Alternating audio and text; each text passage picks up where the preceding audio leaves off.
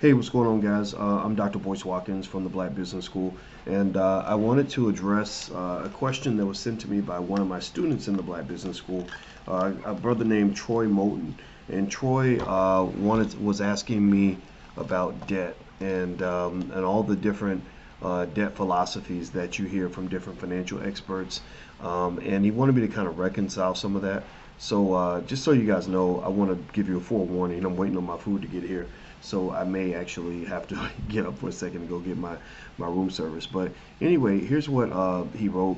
He wrote some examples where he asked, Dr. Boyce, you asked me to remind you to do a video about your perspective on various successful financial educators, coaches with significant followings giving conflicting advice.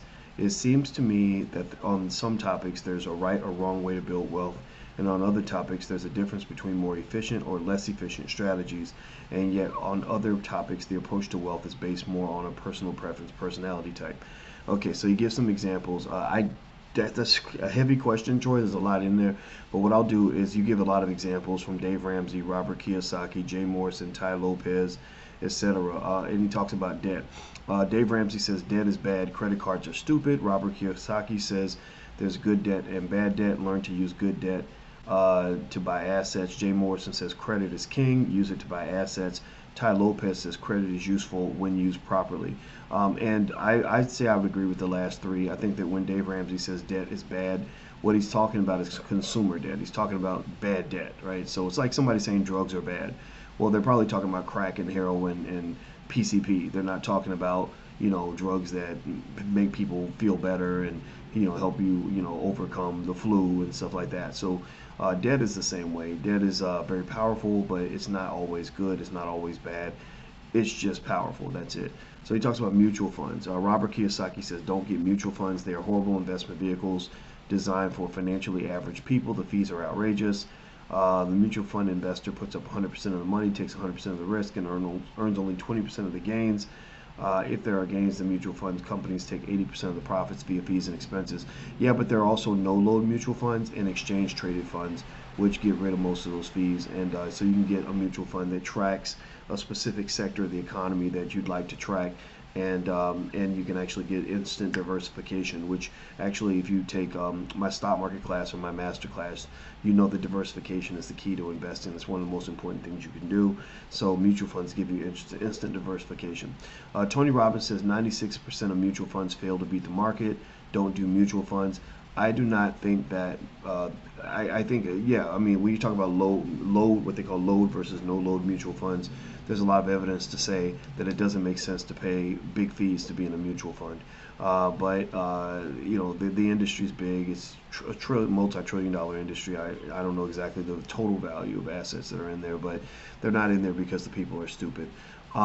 Dave Ramsey does suggest mutual funds with a 10 to 12% return, and I think that he's talking about what I was referring to, instant diversification. So, for example, there are things that I pay people to do that I could do on my own. Like yesterday, I'm staying in Times Square right now. I could have walked down the street and got some food, but instead I called DoorDash and I paid them a fee to let me sit in my hotel room while they went out and got the food, right? So sometimes you pay somebody to do something that you don't want to necessarily do for yourself. How long am I in NYC?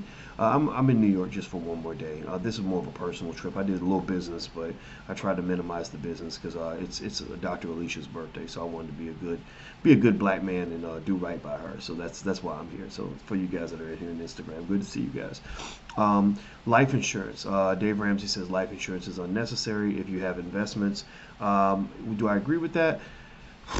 Well, I think life insurance can be a great wealth transfer vehicle, but if you talk about life insurance as sort of being a financial security measure, the question becomes, do you have financial security coming from some source, in the event that you die?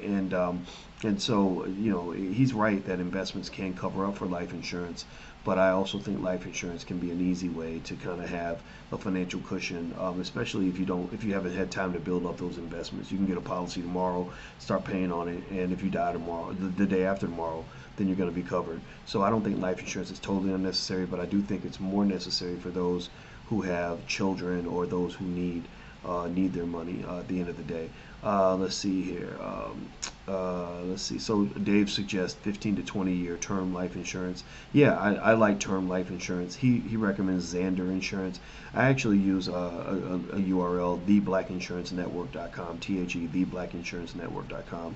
That's where I get my insurance. The lady's name is Yolanda. She's awesome, and she'll take good care of you if you tell her that you're my friend. So feel free to reach out to her. Let's see here.